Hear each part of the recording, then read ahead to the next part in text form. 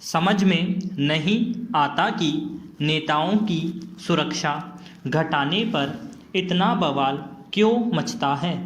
महाराष्ट्र सरकार ने कुछ विपक्षी नेताओं की सुरक्षा में कटौती क्या की, भाजपा ने करा दिया विरोध दर्ज।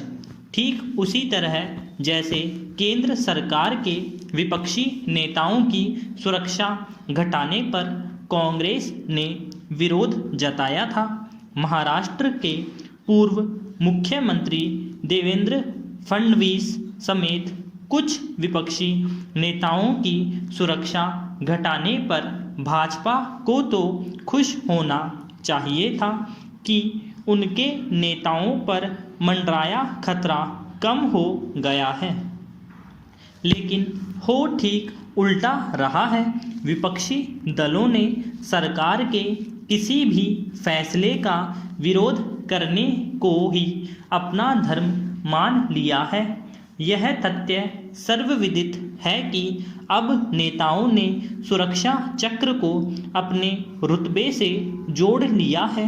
एक रिपोर्ट में सामने आया है कि देश में 19,000 वीआईपी की सुरक्षा में 66,000 पुलिसकर्मी तैनात हैं। दूसरी तरफ देश 5 लाख पुलिसकर्मियों की कमी से जूझ रहा है।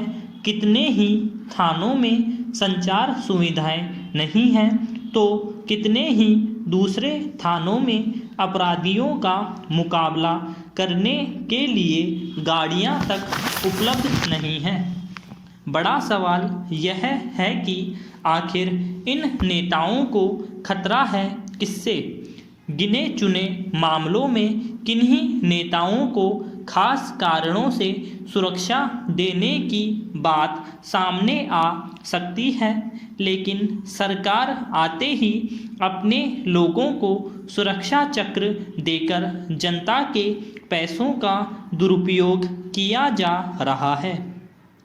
इस बात से इनकार नहीं किया जा सकता कि बीते कुछ सालों में आतंकवाद और नक्सलवाद का खतरा बढ़ा है। कश्मीर, पूर्वोत्तर और छत्तीसगढ़ में नेताओं पर खतरा रहता है, लेकिन दूसरे क्षेत्रों में नेताओं को सुरक्षा की क्या ज़रूरत हो तो भी क्या सामान्य सुरक्षा से उनका काम नहीं चल सकता। सभी नेताओं को Z+ श्रेणी की सुरक्षा ही क्यों चाहिए। पैरा असल में सरकारें तय करती हैं कि किसे सुरक्षा मिलनी चाहिए और किसे नहीं। विशेषज्ञों की रिपोर्ट की बजाय फैसले राजनीतिक स्तर पर अधिक लिए जाने लगे हैं।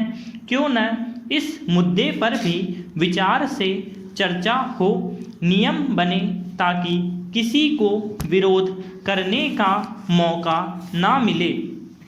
राष्ट्रपति, उपराष्ट्रपति और प्रधानमंत्री के अलावा बाकी नेताओं की सुरक्षा को लेकर आम सहमति से नीति बनाई जानी चाहिए।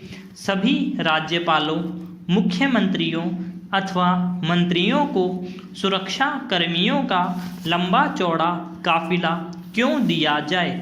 नेताओं को भी समझना चाहिए कि उनकी पहचान काम करने से बनेगी, न कि लंबे चौड़े लाव लश्कर से।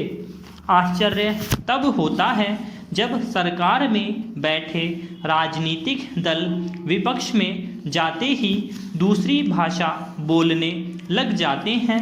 लोकतंत्र सच्चे अर्थों में मजबूत तभी माना जाएगा जब देश वीआईपी संस्कृति से बाहर निकलने का साहस दिखाएगा।